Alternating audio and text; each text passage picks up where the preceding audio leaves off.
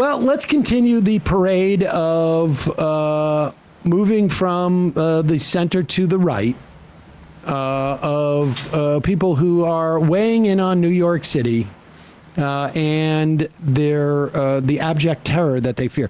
We're moving now from the class-based fear into the full-on racism.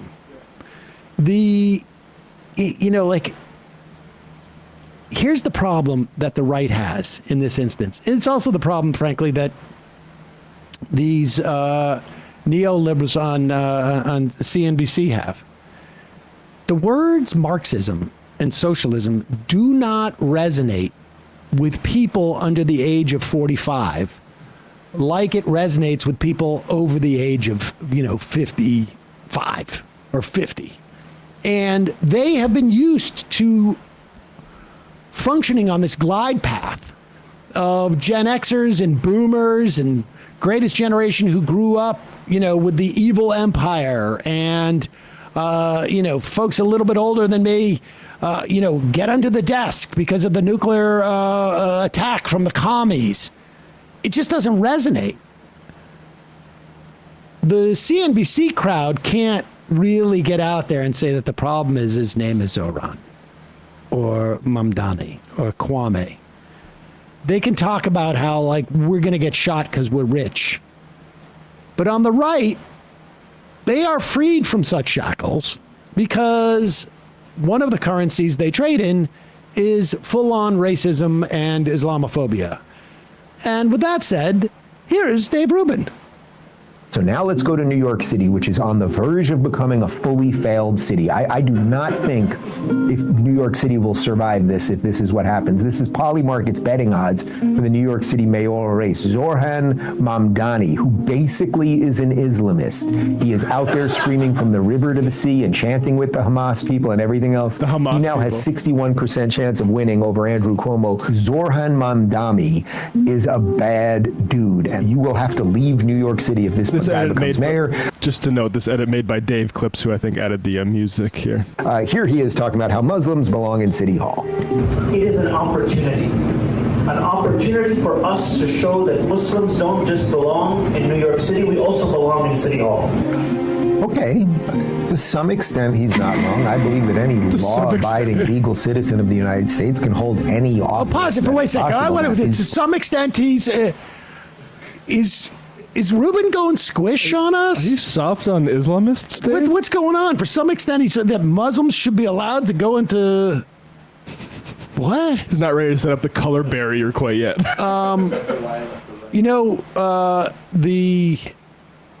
For years now, we've been seeing footage of Zohran Mamdani going into Albany, where the state legislature is, atop of white pickup trucks, in a caravan of white pickup trucks as he would drive into Albany up 87 and pull in. But City Hall?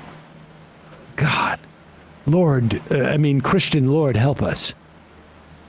An opportunity for us to show that Muslims don't just belong in New York City, we also belong in City Hall.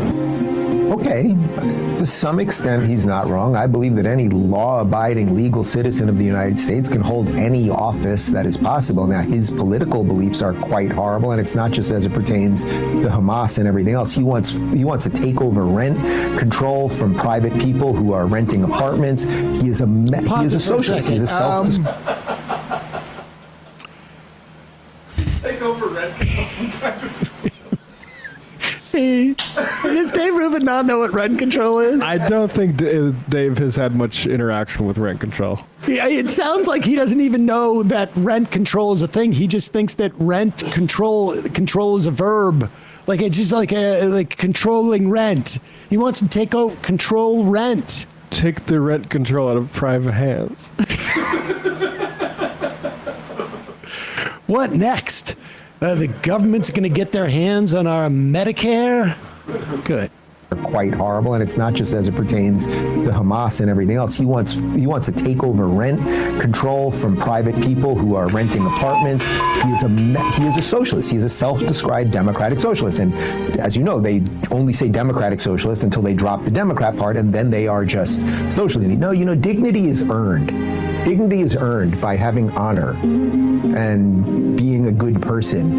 Then you become dignified, and someone might respond to you in a dignified way. You want the state to distribute dignity? Dignity is guaranteed. The state should distribute dignity. No, it does not work this way. Then, of course, the thing with the tax. Pause it for a second. Okay. Now, I am not familiar with Mamdani saying that, but my guess is when he says the state should distribute dignity, it's not literally, here's your portion of dignity. It's a dignity coin. Keep it. It is, we shouldn't have old people eating cat food. We shouldn't have people having to sleep on the streets. We shouldn't have people having to work 2 or 3 jobs just so they can afford a broken down apartment.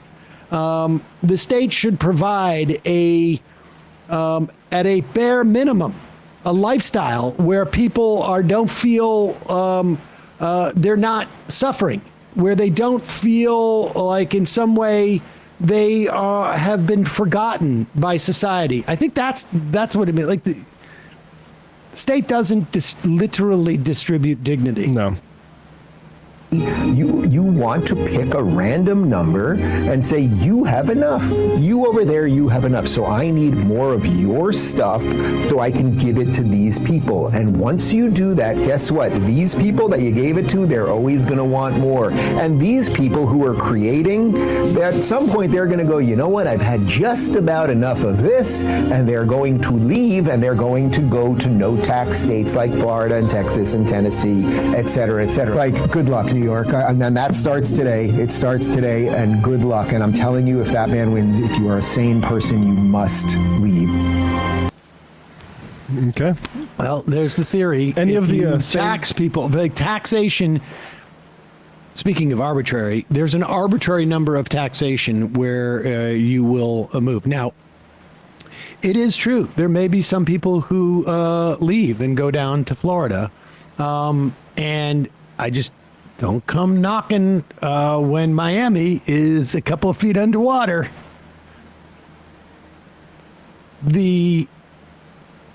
Listen, for people like this,